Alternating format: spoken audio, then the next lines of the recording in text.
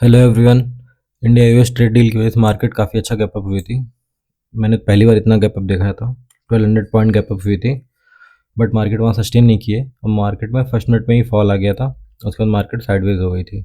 अभी हम देखेंगे स्मॉल टाइम फ्रेम पे। निफ्टी तो नहीं खुला था, निफ्टी आप bank Nifty all time high पे खुला था, वहाँ से सेलिंग आई है और जो ये रेजिस्टेंस हुआ करता था यहीं से सपोर्ट लेके क्लोजिंग आई है यहाँ पे। निफ्टी देखेंगे तो ऑल टाइम हाई जो था इसको ब्रेक नहीं कर पाई है और यहीं पे ओपनिंग हुई थी, बट वहाँ से सेलिंग आ गई है। तो अब देखते हैं कि ये गैप कब तक फिल होता है।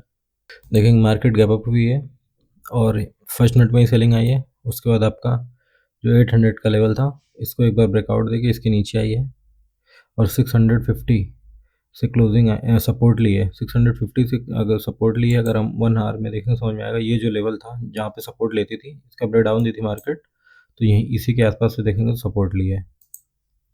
तो मार्केट यहाँ से सपोर्ट लेके ऊपर गई है 800 के ऊपर, बट उसके नीचे ही क्लोजिंग आई है 727 पे। मार्केट 700 तक का लो भी लगाई है।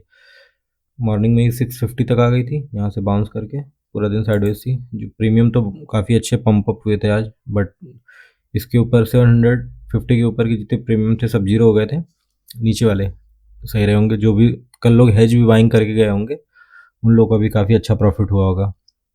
एक एक रुपये वाले प्रीमियम 700 600 हो गए थे, तो काफ़ी अच्छा लोग का हुआ है। जिन्होंने बुक कर लिया वो तो ठीक है, जो नहीं बुक कर पाए वो अब वेट करें। बट यही है कि अभी देखें तो मार्केट 800 के ऊपर गई थी, वहाँ से फिर नीचे आई है, बट इस लो को नहीं ब्रेक किए।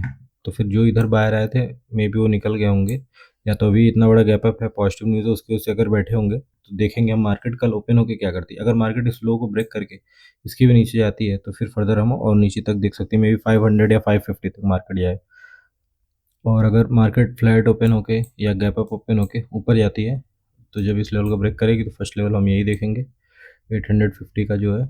उसके बाद फिर देखेंगे फर्दर और ऊपर जब इसको ब्रेक करेगी तब। तो फिलहाल तो यही है। अगर हम वैसे देखें तो मार्केट अभी थोड़ा बहुत गैप अप दिखा रही है। तो यहाँ पे मार्केट इतना गैप अप हुई थी तो सेलर तो ज़्यादा होंगे नहीं, सेलर की हिम्मत तो हुई नहीं होगी। जो भी इधर बाहर आए थे उनको मार्केट निकाल दी है, बट अभी भी अगर वो होल्ड किए होंगे कि मार्केट इतना गैप अप है, मार्केट तो ऊपर ही जाएगी। तो अगर ऐसा कुछ होगा तो मे बी उनको बड़े प्लेयर अगर ट्रैप करना चाहते हैं तो फिर ब्रेक डाउन हमको मिलेगा। ब्रेक डाउन मिलेगा तो समझ में आ जाएगा कि हाँ मार्केट नीचे जा रही है। अब ये लोग अभी होल्ड करके बैठे थे, तो ऐसे हम समझ सकते हैं। और बैंक निफ्टी में देखें तो बैंक निफ्टी में सेम वही था, मार्केट ओपन हुई है, ऑल टाइम हाई के भी 1000 पॉइंट ऊपर ऊपर हुई थी, फिर वहाँ से सेलिंग आई है मार्केट में। और मार्केट में ये भी 60,000 को होल्ड कर रहा था पूरे दिन। आप देखेंगे तो 60,000 को होल्ड कर रहा था मार्केट और क्लोजिंग भी 60,000 के ऊपर ही आई है। एक बार फॉल आया था बट उसको फिर रिकवर करके 60,000 के ऊपर ही आई है क्लोजिंग। तो अगर मार्केट 60,200 ये जो है इसको ब्रेक करेगा तो फिर फर्दर हम देख सकते हैं 200 300 पॉइंट जो भी ऊपर जाएगी मार्केट। और अगर इसको ब्रेक करेगा फिर पहला सपोर्ट तो ये है आपका 780, फिर फर्दर इसके नीचे देखेंगे हम जो भी फॉल आएगा। जो फॉल आएगा उसी हिसाब से हम देख सकते हैं। इसमें अगर 60,000 को होल्ड किया ऊपर ही था तो इसमें बायर ही होंगे। अब मार्केट अगर गैप अप खुल जाएगी तो ये प्रॉफिट में हो जाएंगे, फिर तो उनको टारगेट करना नहीं है। लेकिन अगर फ्लैट खुली गैप डाउन खुली और फिर 60,000 को ब्रेक नहीं कर पा रही है, मतलब ऊपर की साइड नहीं ब्रेक कर पा रही है, तो इसका मतलब इनको टारगेट कर रही है जो भी बायर आए थे कल, फिर मार्केट नीचे जा सकती है। तो ऐसे हम समझ सकते हैं। और अगर हम डाटा देखें तो डाटा अभी आपका जो क्लाइंट है इन्होंने गैप अप होने की वजह से इन्होंने अपनी जो फ्यूचर लॉन्ग था उसको बुक किया है, और एफआईज ने भी अपना फ्यूचर जो शॉर्ट था उसको इन्होंने कम किया है। प्रो ने लेकिन फ्यूचर शॉर्ट ऐड किया है। एफआईज का ऑप्शंस का डाटा हम अगर देखें तो इन्होंने जो भी कॉल शॉर्ट थी उसको बुक किया है और जो पुट बाइंग थी उसको बुक किया है। मतलब एफआईज ने अपनी पोजीशन जो लॉस में थी उसको कवर की है। इनके पास जो भी पोजीशन थी ना उनको इन्होंने आज लॉस में कवर किया है।